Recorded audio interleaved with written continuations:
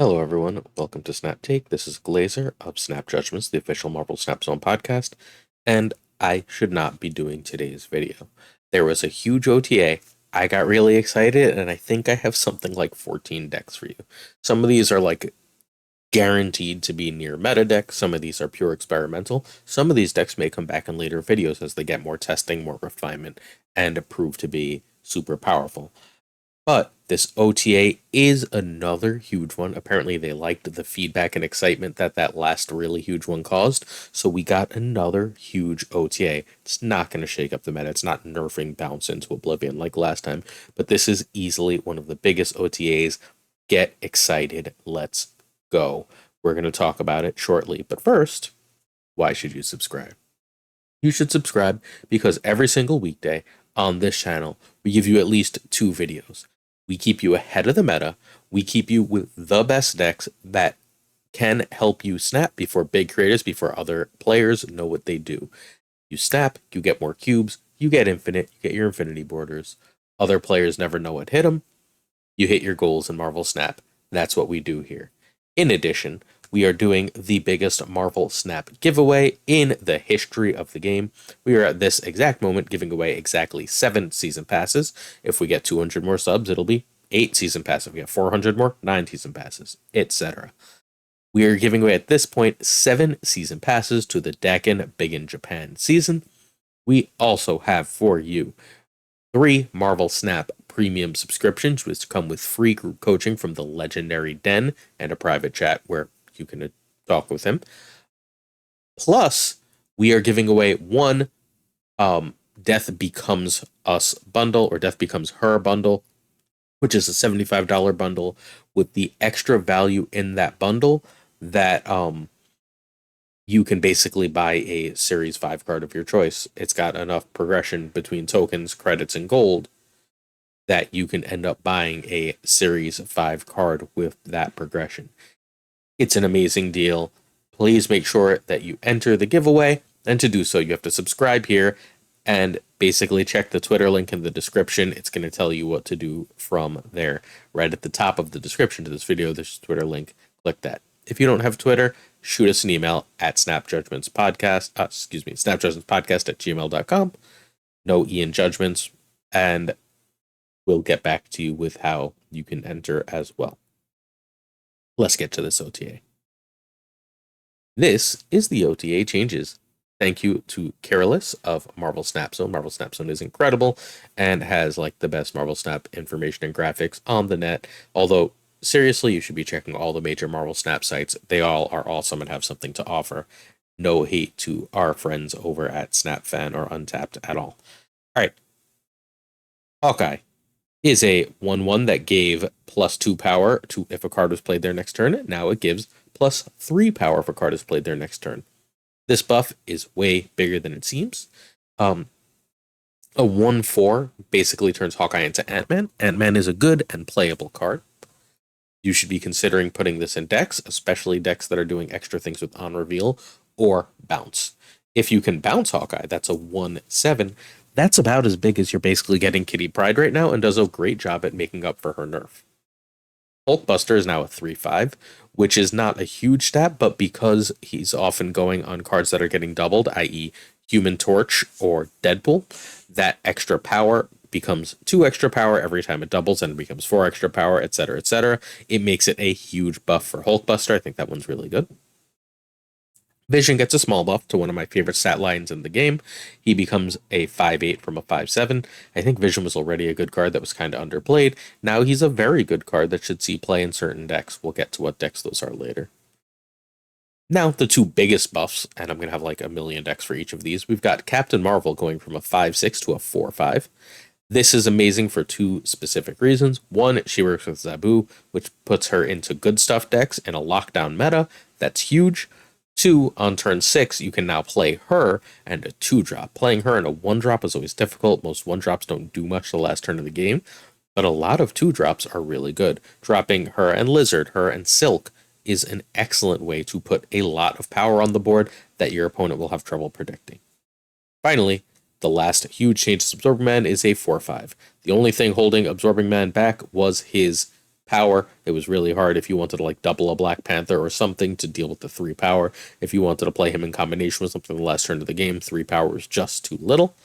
5 is not too little, and I think we might have some meta decks. We're only going to get through the first chunk of Absorbing Man decks today. We're going to do a whole toxic thing with Absorbing Man tomorrow. We'll get there then.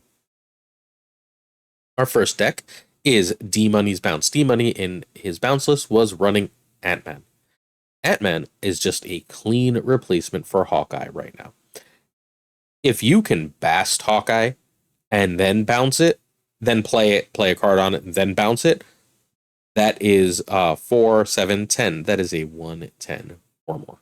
If you can bounce it twice, it's a 113. Now we're getting to like original Kitty Pryde levels, right? That's incredible. This deck plays all the low-cost cards and basically says, I'm going to bounce a lot. Beast and Falcon are extremely important here because Collector can often be an 8 or 10 power card.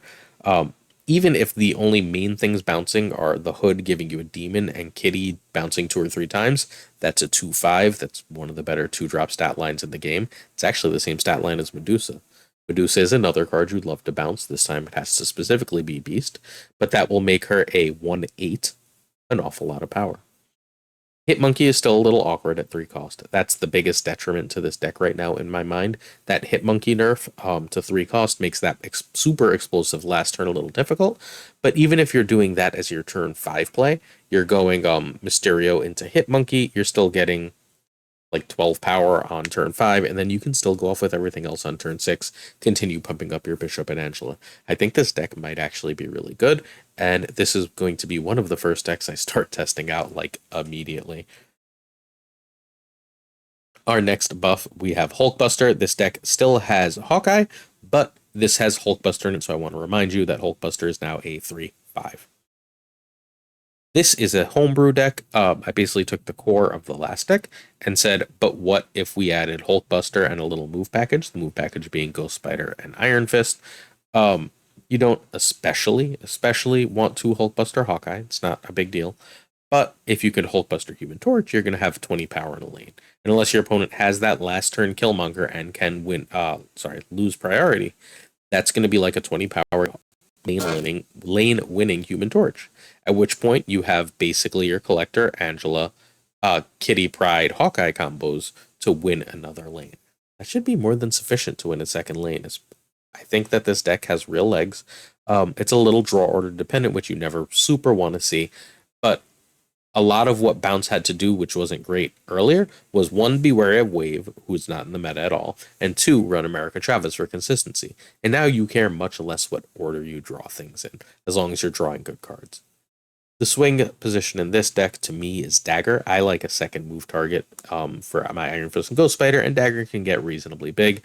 It's not unlikely to see her be a 12-ish power 2 in this deck if you're using Iron Fist and Ghost Spider on her. And she also allows you to move power around a little more efficiently.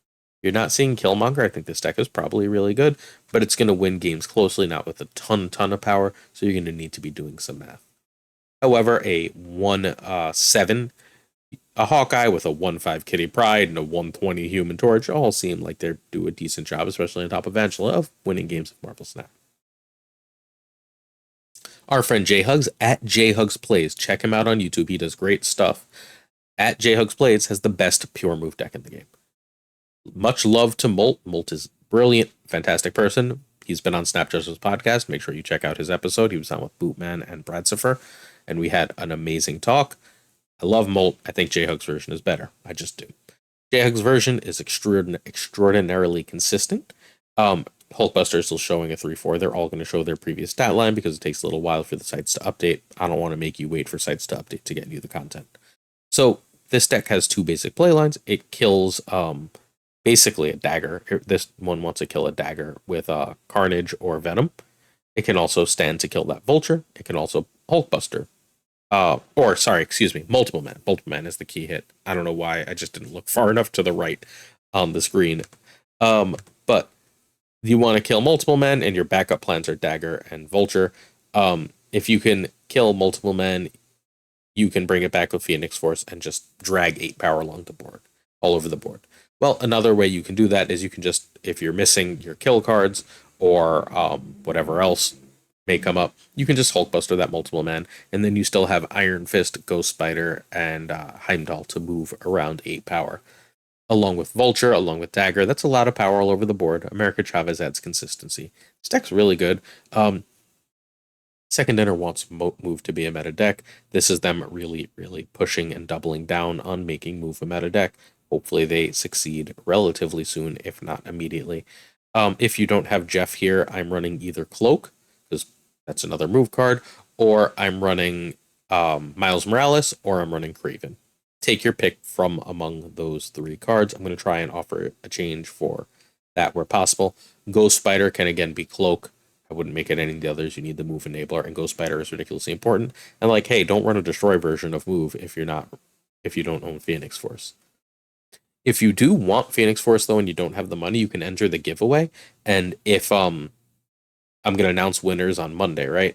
So like, you can just choose. I'll send you Phoenix Force if you answer me fast enough on Monday.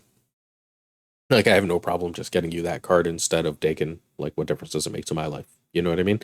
If you want Phoenix Force, make sure you enter the giveaway. But you're gonna need Phoenix Force to play a Destroy version of this, and I think the Destroy versions of this are very clearly the best. I think you can struggle with power output otherwise. Also, final thought: last turn of the game, please don't autoplay Heimdall. There's a lot of times where just dropping America Chavez and having an even bigger 1 lane is more important than playing Heimdall, and Heimdall loses you the game. Opponents can do Heimdall math. Heimdall is predictable. Be ready. We're on to Vision. I'm not playing Vision in a move deck. I just don't think he's good enough in a move deck, although there is likely a Shuri move deck where Vision is decent. I reserve the right to change my mind. We'll come back to that. First, we have, this is the best pool 2 deck to reach Infinite. Remember, Vision is now a 5/8. This is like my favorite pool 2 deck, Series 2 deck. It's had the highest win rate forever. Whoever made it named it Dangermouse. I honestly have no idea. So I decided to take this really cool Series 2 like tempo deck and update it with like a bunch of Series 3 and up cards. So here's what I came up with as I was doing that. I decided that I'd really like Quinjet, and I also threw Captain Marvel in, sorry. But I'd really like Quinjet in this deck along with Zabu. So if I have those cards anyway, because I'm running Moon Girl, I'm now running Mirage, right? So Mirage is just a nice enabler for Devil Dinosaur. Quinjet is really good with White Queen. Zabu is really good with White Queen, Shang-Chi, and Moon Girl. And now Captain Marvel, while Vision gives you movable power in a lockdown meta. You'll note I cut Killmonger from this. Killmonger is like really, really good, right? He's really good right now, but I'm running Quinjet, and I don't want both in the deck because I want my Quinjet to stay on the board. Those 2 cards could easily, without too much loss to the deck, be both Nova and Killmonger if you prefer. You could easily be running a She-Hulk in this deck for extra power, because then you could skip turn 5 if you're doing that. Add Sunspot. There's 1,000 little variations. I think that this deck is probably really, really good. People are going to sleep on this. They're going to be like, why would this be good? It's going to add a lot more power to the board than it looks like, and it's going to control your opponent in ways they're not ready for. I think this is a legitimately good and dangerous deck. Also, if you're missing, like, I recognize that Mirage is a Series 4, Zabu is a Series 4, Jeff is a Series 5, which really makes the deck more expensive than it was. Just click back 1 slide, right? Like, rewind the video for 2 minutes and make adjustments as you see fit. You can easily run a Scorpion here. You can easily run a Mr. Fantastic here, so on. You can change the deck as necessary to make it better. Don't hesitate. Desmond 3, everyone has seen this deck because Cam Best has started playing it, and Cam Best is huge. He's one of the biggest meta shapers of the game. Hey, Cam. He's also a person I really enjoy and chat with. Cam has been playing this deck. He's been messing with it and taking out Vision, changing Super Skrull, seeing what fits, what doesn't, depending on the meta. Those are probably the 2 swing spots, although Jeff could obviously be a swing spot too. He's good with Professor X, but not like totally necessary. And part of me really, really misses Claw. So, like, I know it seems like it's messing with the curve, but I'd probably change Jeff for Claw in this deck. And I'd also, with Killmonger, at least consider running Death. But whatever. Either way, Vision is an amazing card to pop out of Lockjaw. If Vision pops out of Lockjaw, it just moves out of the way, and then you can throw more stones in there. right? It makes the opponent's game plan really, really complicated. Beyond that, your plan is like you're conceived reasonably often hitting a Professor X out of Lockjaw. So you want Jeff or Claw, so you want Lockjaw in the mid or right. But your basic Lockjaw plan is to try and pop a Thanos, America Chavez, Magneto, or Vision out of there and just cheat out something big. Turn 1 energy into 5, 6. Oh, sorry, or Devil Dino into 5, 6 energy, right? It's a good way to win a game Marvel Snap, especially as the stones still do thing and you're drawing cards. Daredevil gives you predictability on turn 5. Is he necessary for the deck? I tend not to think so. Any good 2-drops go in these 2-drop spots. You just want some stuff that you can throw into Lockjaw. I could even see running a Nightcrawler, so if it pops out of Lockjaw, you can move it and maybe kill it with Killmonger. Now I'm further down the death lane. Super Skrull is a meta call. Are you seeing decks that Super Skrull is really great against and wins? Run them. If you're not, then don't, right? Like, that could easily be 1,000 things from Enchantress to, I don't know, Claw. Again, don't stress it. And the rest of the deck is fairly self-explanatory, right? Like, you run big things. Magneto's especially good in the meta right now because the good stuff decks are everywhere, and he can single-handedly beat those in a reasonable number of situations. So that's worth knowing. All right, cool. This is the Vision deck. Hope you like it. We are on to Captain Marvel, and now we get into the deep stuff, because, like, that stat line is my favorite thing. This makes me so happy. Like, 4-5, 4-6, and 5-8 are my two favorite stat lines in the game, bar none.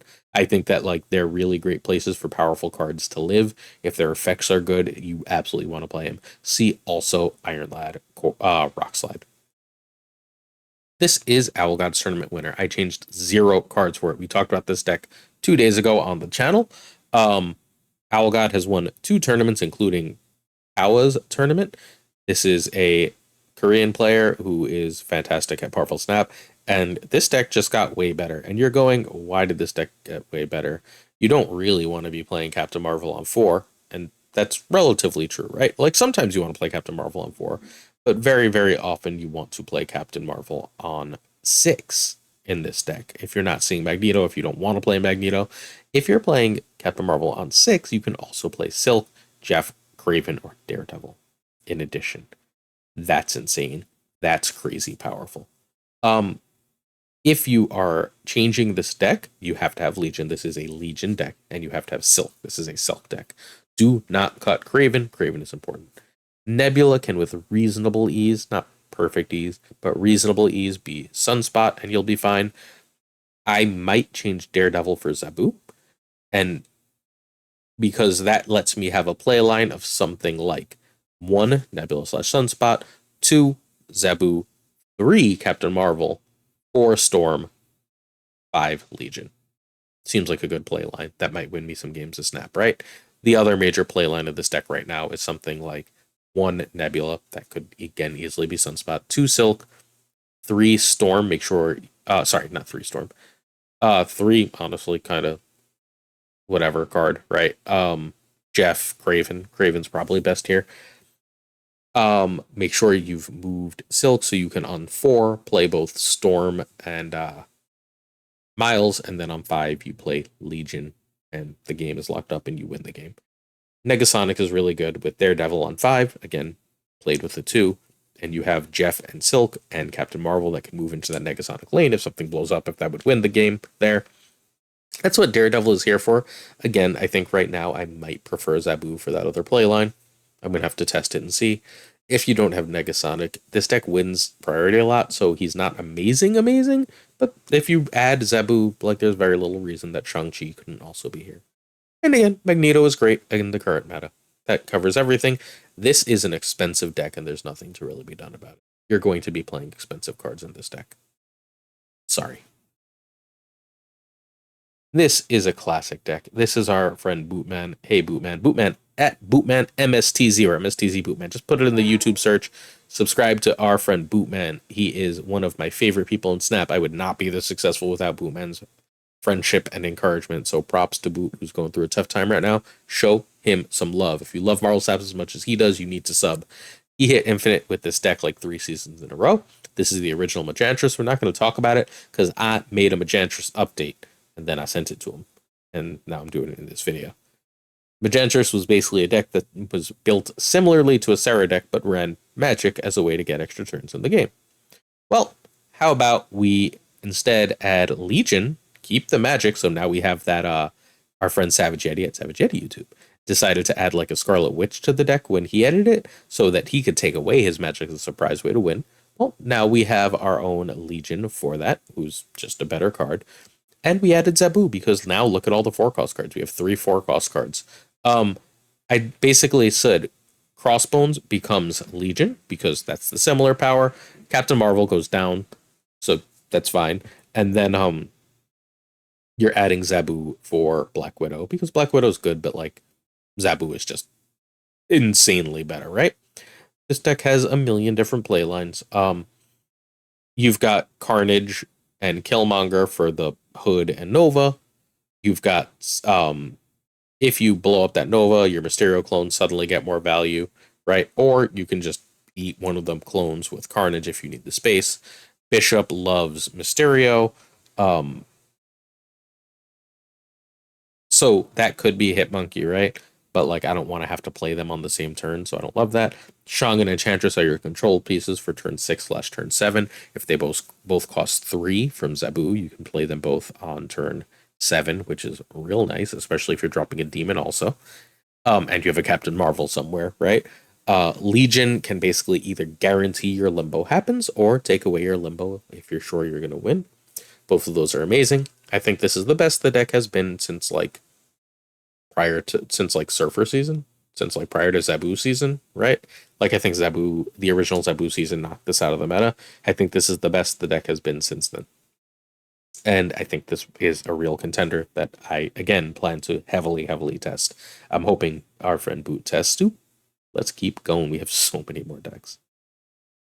The rest have Absorbing Man, or some combination of Absorbing Man. Absorbing Man, remember, gained 2 power, becoming a 4/5, which again is one of my favorite stat lines. The first is, this is lane abuse. I made this deck. I want to have 2 play lines, and I want to do one of the 2 most games. I want to get Nebula or Sunspot out on 1, right? Then I want to play, in some games, I want to play Zabu to Captain Marvel, into Storm, ideally with Sunspot or the other of Sunspot or Nebula, into Legion. Game's over. Good luck. That is playline number 1. Playline number 2 is Sunspot or Nebula into Silk.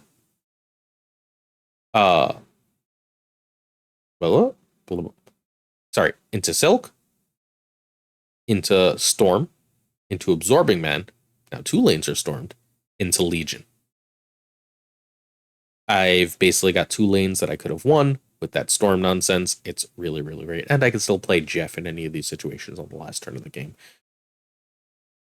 It also has an honest game plan, quote unquote honest. That's not as good, but can still win games of Snap. Which is basically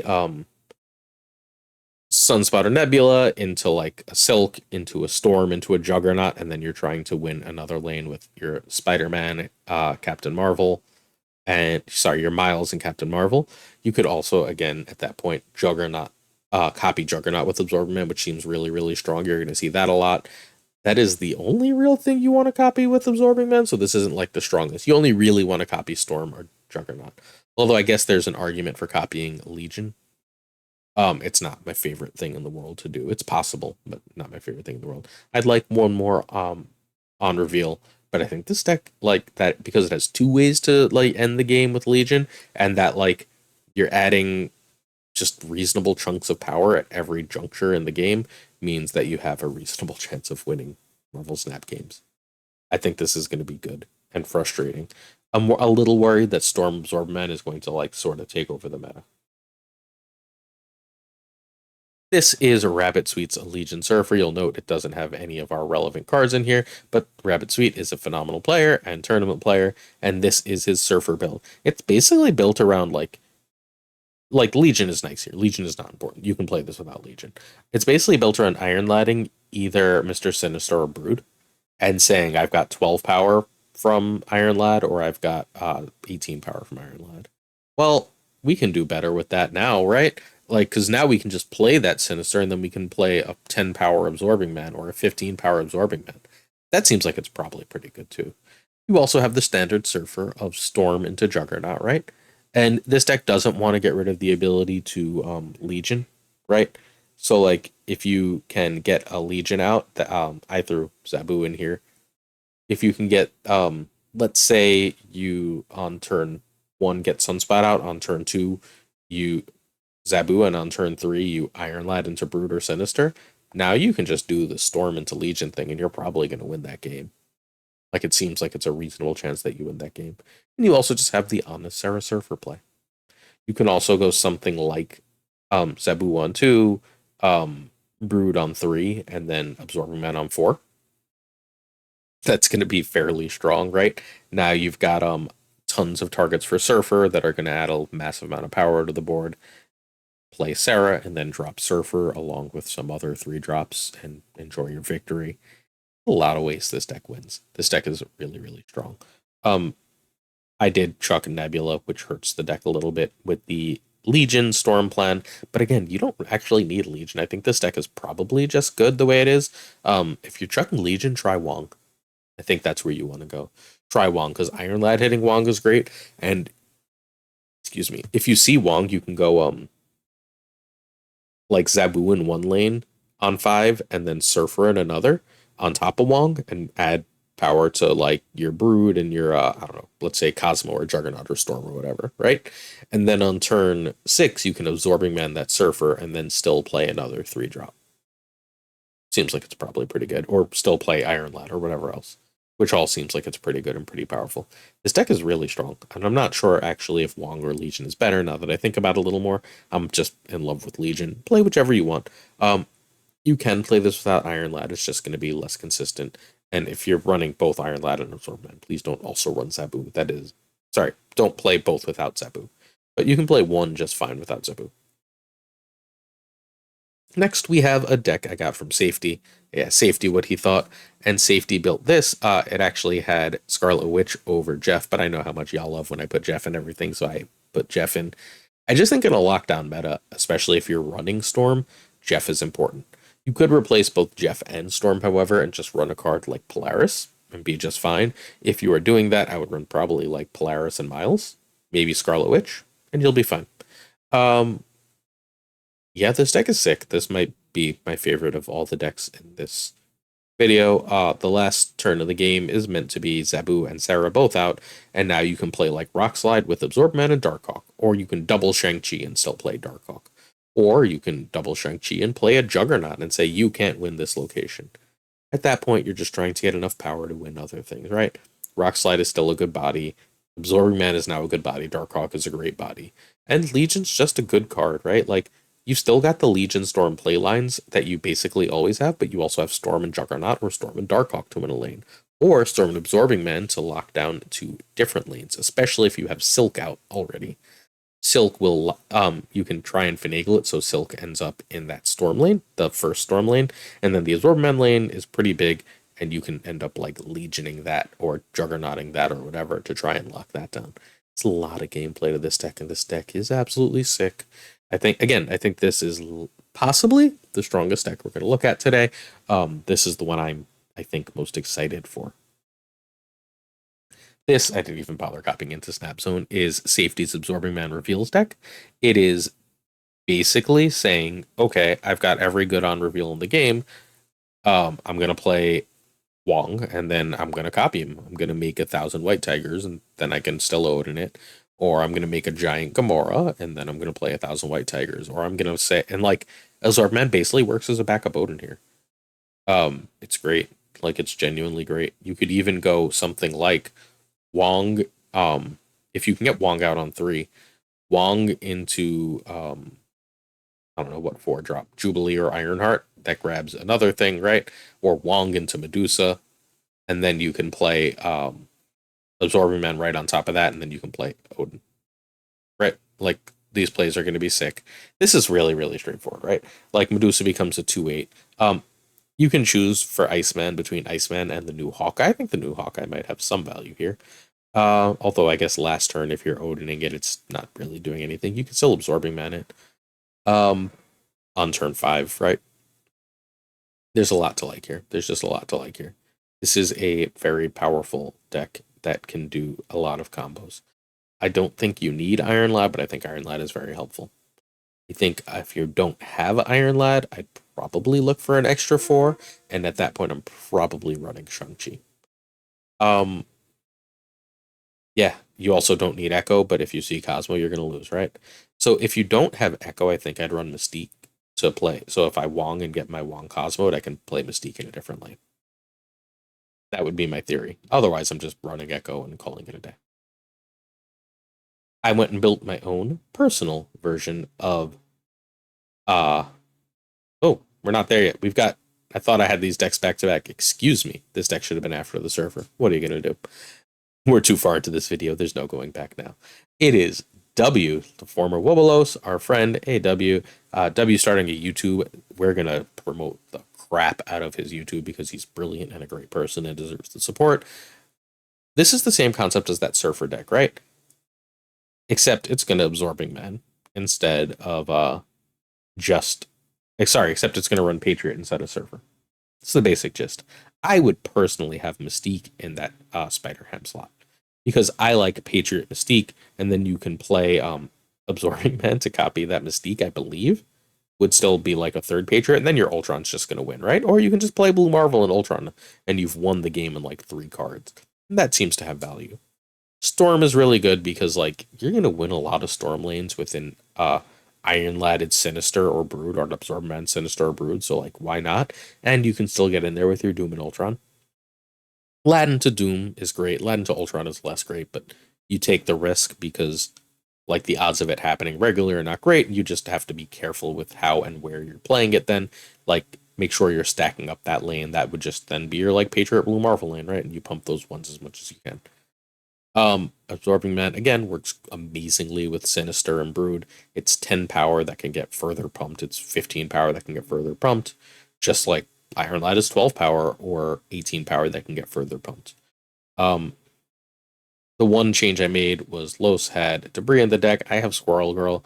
I think that the deck was trending expensive with Debris, and I'm not actually scared of Galactus. So I like Squirrel Girl as like once in a while I want to play like an Absorbing Man and Iron Lad at the end of the game, and this gives me a chance to do that. Also, Squirrel Girl plus Absorbing Man seems pretty good on turn 6. That's like a very poor person's I hate that phrase and I keep using it in these videos. Whatever. A very unfortunate situation where like you're still going to be able to like add like a half an Ultron to the other locations. It's 6 power instead of 8, and it's 2 drones in each spot instead of 4. Not terribly worse, especially if you go the Mystique route, right? Like that adds an extra way to win games. That could especially win games if the opponent ends up like if there's a couple locations that are really hard to access and get into, like that can end up winning some games. You also again like you can absorb Man into Storm, and then you can just play Patriot, and then if you Ultron on that last turn, looks like you're pretty likely to win that game, right? These things seem good. These things seem good. Also, pretty cool, as I'm just looking through different play lines. You go Iron Lad on 4 and it hits Doom, and then you play Absorbing Man, and you basically just got double Doombots in a bunch of locations. The 6 is going to be sick, folks. Like, this is going to be really good. The more I look at it, the more I like it. Although I am more insistent on Mystique over Ham. Storm is also a swing spot. That could be lots of cards. Potentially Wave makes some sense. Potentially Onslaught makes some sense, although I like that less. Potentially just a vanilla card makes sense. You know the ones, Shocker, Misty, etc. Okay. My unreveal, and then we're done. My unreveal is I think that this card works in Absorb Man being this card works amazingly well with Thor. So you can basically go directly in this play line.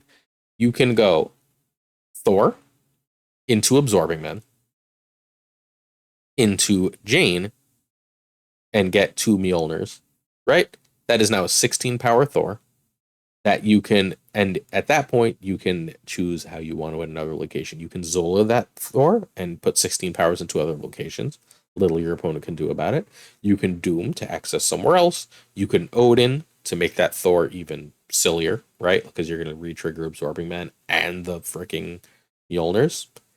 All of that is completely bonkers, right? Like, you're going to have 13 power in a lane if you do Absorb Man and the Mjolnir's in one spot. That's crazy. You can also accomplish this with Sabu Wong into Thor. That's going to get 2 Mjolnirs, and then you Jane, and you should be set.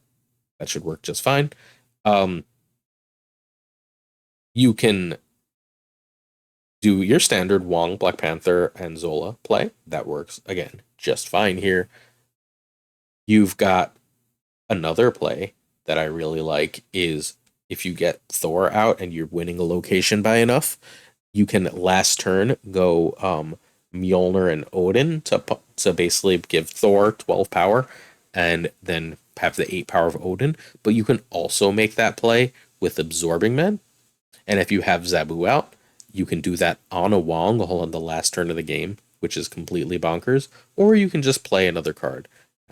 I added Okoye because I thought it was silly fun. I don't think Okoye is actually the right card here. There's probably a meta card that fits, but I really kind of like Okoye with a lot of this.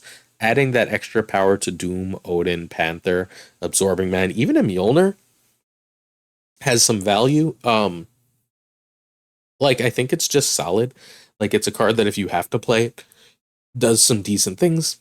Should it just be, I don't know, like in Mirage, probably. Should it just be what's that card's name? Not Lizard, Scorpion, probably. Fine. Whatever. Any of those cards work. I wanted to try out Okoye, so that's what I'm gonna do. I'm gonna try out Okoye. I think this deck is straight up gonna be like really, really tough to beat and handle. This is one of the top like 5 decks in this video for me that I really, really want to play. So like as soon as I'm done recording, I'm gonna go throw these. I'm gonna have to delete 1,000 decks and throw a bunch of these decks into my client and play them. And I will report back on how all of these decks are doing. Don't worry. Again, anything that really, really like wins a lot, that's showing a great win percentage, will be its own video as it gets further evolved. I don't think any of these are like final iterations of these decks. This is where we start right after the OTA. And if you couldn't find a deck here to try, I'm so sorry. I don't know what else to tell you. I think I offered enough changes to most of these decks where most any collection level can make them. There is even a Series 2 Vision deck, so we should be okay. But we have more tomorrow. Tomorrow, I know exactly what I want to explore in the morning. I told you I was going to do this a couple days ago, but honestly, I needed the afternoon to catch my breath. So what we're going to do tomorrow morning is we're going to talk about toxic decks. So get ready for a toxic morning tomorrow. Thank you so much for watching this amazingly long video. Peace.